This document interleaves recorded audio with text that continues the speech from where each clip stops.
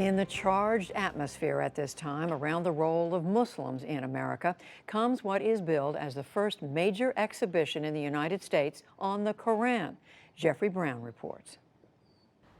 This is one of the great highlights of the exhibition. It's a Quran from the early 14th century, from about 1330, signed by a great master called... Signed.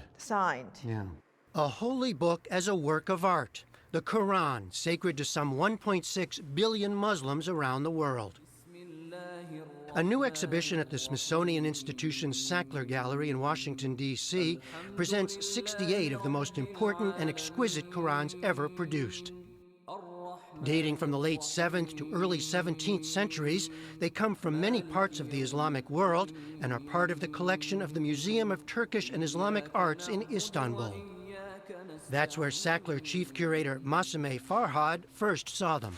I realized that these were true works of art, that every single one of them was astounding in its sort of mastery of the calligraphy, of the styles, and also of the scale of the works. And that is something that, to me, was very important and motivated me in trying to organize this exhibition, because I thought it really shifted my perception of what these works are, and I'm hoping that it will also shift the perception of the visitors who come to the museum to see the exhibition.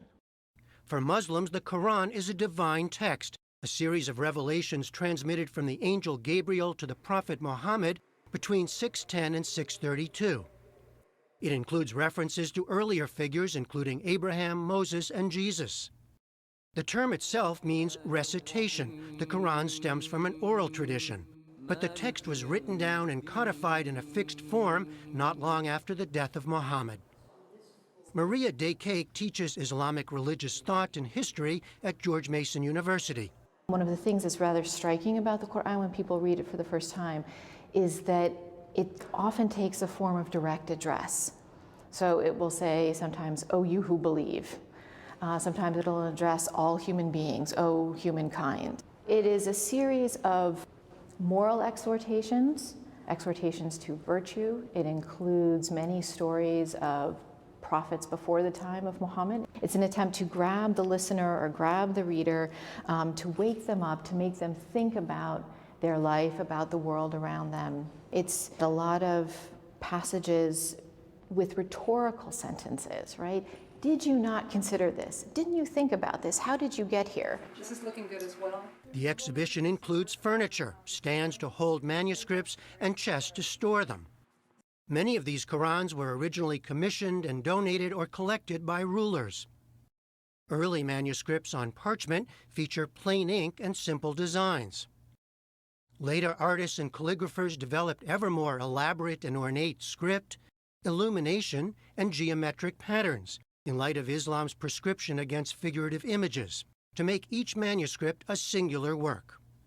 It's how they sort of use their individuality is really quite remarkable, and the greater master, the better they can sort of manipulate the style without breaking the rules, because you could not break the rules of a particular style of calligraphy, but you could sort of stretch them and sort of introduce your own sort of touch to a particular style or a particular type of writing.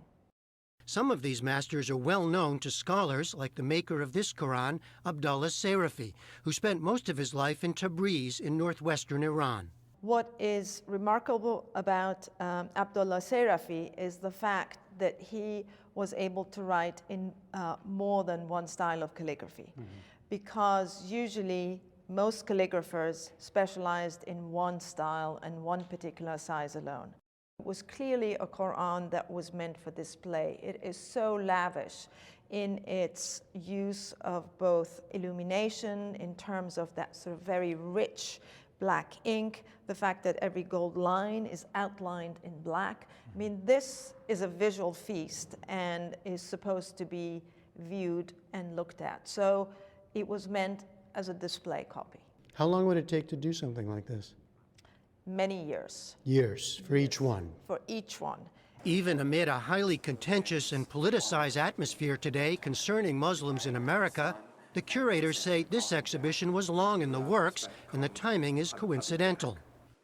For her part, Maria Dekake hopes it will shine a different kind of spotlight on Islam and the Quran.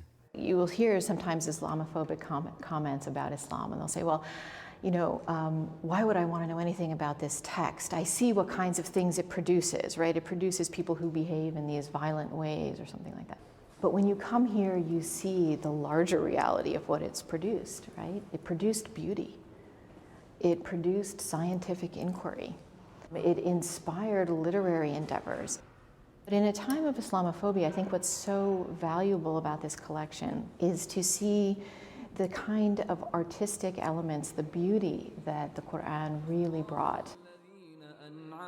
The art of the Quran is on exhibition through February. From the Sackler Gallery in Washington, D.C., I'm Jeffrey Brown for the PBS NewsHour.